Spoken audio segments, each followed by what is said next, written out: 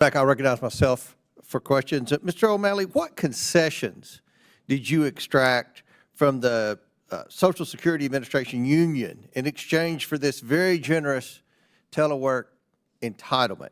What did they agree to pay the taxpayers in return? Because they work for the taxpayers, not for you. Yes, sir. Thank you. Well, they gave up $10 to $20 million in potential exposure to the agency because of 7 to 9 years of grievances that were ongoing that we had been unable to resolve. And if they had gone to trial, there was a risk that the agency could have been exposed for 10 or 20. In fact, before I came into the agency, there was a settlement of $22 million on a similar sort of case. Would that encourage more grievances to be filed if they feel like they could be rewarded for a massive number of grievances? I mean, I'm just curious. No, let me answer the call to your question. Everything I did at Social Security for that urgent year that the president dispatched me there was about improving customer service. Yeah. And sir, and it's been brought to my attention that the grievances were a subset of telework. So, Ms. Greszler, is it healthy for collective bargaining to be weaponized in this manner, where it's used primarily to bind the hands of the incoming president, where this agreement was mandated or whatever through the entire next administration? Yes, and I think that's an important point. There was an agreement that was in place in 2019, and changes were made to that agreement last minute to bake into the cake to make that telework an entitlement. And all that's doing is giving justification to future union grievances. Absolutely. Because now it's an entitlement, whereas before it would have been negotiated. Absolutely. Now you just can't do it. How can we prevent this type of abuse? Well, I think that it already should be clear that this shouldn't be allowed because the president has the duties to faithfully carry out the law, which includes ensuring that telework does not diminish employee or agency performance.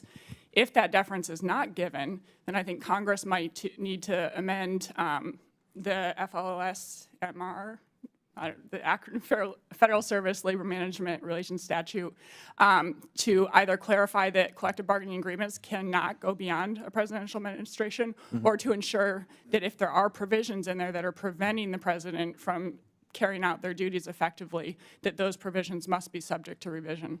Thank you. Mr. O'Malley, are the taxpayers getting their money's worth for this official time, this new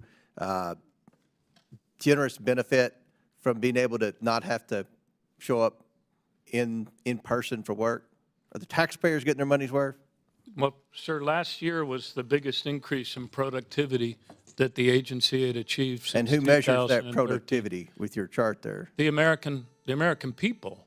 And well, the American people that call my caseworker's office would have a different set of graphics for you to display. We are there. definitely struggling, Congressman, because you all have reduced staffing at Social Security to a 50-year low. So, notwithstanding that, we have increased productivity and customer service across every major line. With all due respect, nobody's buying what you're selling if they've had to deal with the Social Security Administration. My last question, my time's running short. Mr. Davis, your written testimony notes that the D.C. area has the highest work-from-home rate in the United States.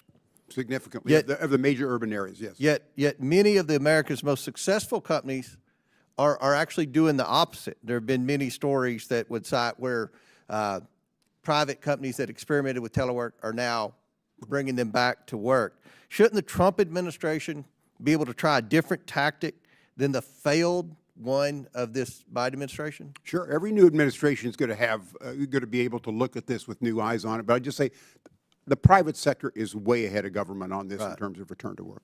So the District of Columbia is being economically devastated by the massive telework in a region that has the nation's highest concentration of federal office workers. Even Mayor Bowser has testified that she strongly supports the Show Up Act because of the devastating impact in the downtown area where it's a ghost town and all these federal agencies with these highly paid federal workers with very generous benefits, I would argue more generous than most private sector companies, and who are not coming to work.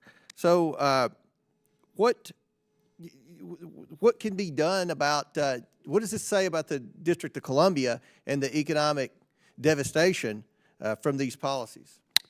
Well, it's caused irreparable harm in terms of what their budget does, but more importantly, on a regional basis, and even as far as the federal government goes concerned, what it's done to the metro system is it's reduced ridership significantly.